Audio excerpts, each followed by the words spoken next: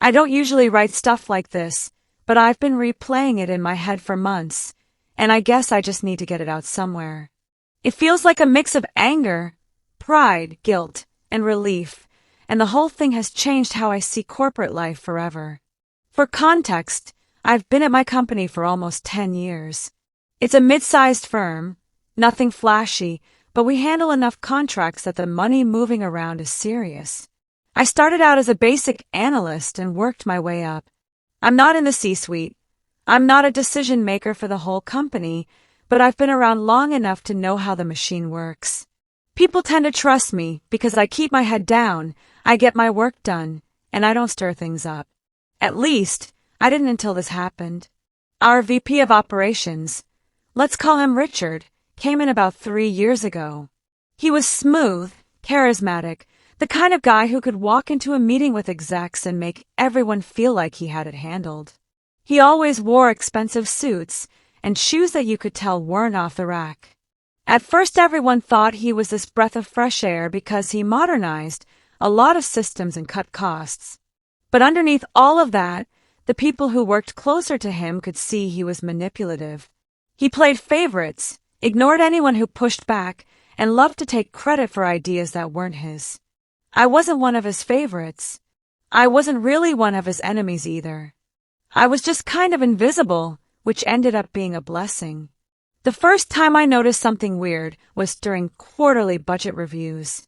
I was going over invoices and saw a line item that didn't make sense. It was a vendor I didn't recognize, supposedly providing consulting services. It wasn't a huge amount, maybe $5,000, but it was recurring every month. I asked one of the finance guys and he shrugged it off, saying Richard had approved it personally. That should have been the end of it, but something in my gut told me to take note. Over the next few months, I started seeing more. Different vendor names, always vague descriptions like strategic insight or operational support, and always tied to Richard's approval. By the time I added them up, it was over $65,000. It didn't feel like a normal expense. At first, I doubted myself. Who was I to question a VP? Maybe there was some legitimate reason. Maybe I just didn't understand the big picture.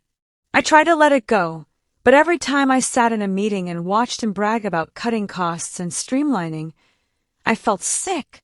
I couldn't stop thinking about how that money could have gone to hiring more staff or giving raises to the people who actually worked hard every day. I started digging, quietly. I cross-checked the vendor addresses with public records. Some didn't even exist. One led to a mailbox rental service. Another was an LLC registered just 6 months earlier with no website or online presence. That's when it clicked. Richard was funneling money to shell companies. I felt my stomach drop. I was holding evidence that the VP was committing fraud, but I was just one mid-level employee. If I went to HR, I'd be buried. HR reports to execs, and execs loved Richard because he made them look good. I considered doing nothing, telling myself it wasn't my problem, but I couldn't shake it. Then the opening came. Our CFO sent out a request for departmental spend justifications. It was routine, but this time, instead of funneling my findings through Richard like we were supposed to, I attached a spreadsheet directly to the CFO's email. I didn't add commentary, didn't accuse anyone, just highlighted the suspicious vendors and asked if he needed clarification. It was the safest way I could frame it without sticking my neck too far out. 2 days later, all hell broke loose. Richard's name stopped showing up on meeting invites. His assistant cleared out his office overnight. An emergency board session was called, and whispers started spreading like wildfire. By the end of the week, an internal memo confirmed that he was no longer with the company and that an investigation was ongoing. I found out later from someone in finance that my email had been the final straw.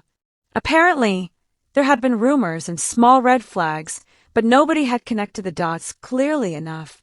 My spreadsheet was basically the smoking gun. Richard had been paying himself through fake vendors. When the investigators dug deeper, they realized it wasn't just $65,000, it was more, spread over different quarters. The weird thing is, no one ever said anything to me directly. The CFO thanked me in the vaguest possible way during a department call, saying, "Sometimes attention to detail makes all the difference." My boss pulled me aside and told me I did the right thing. But mostly it was silence. The kind of silence where everyone knows something happened, but no one wants to touch it.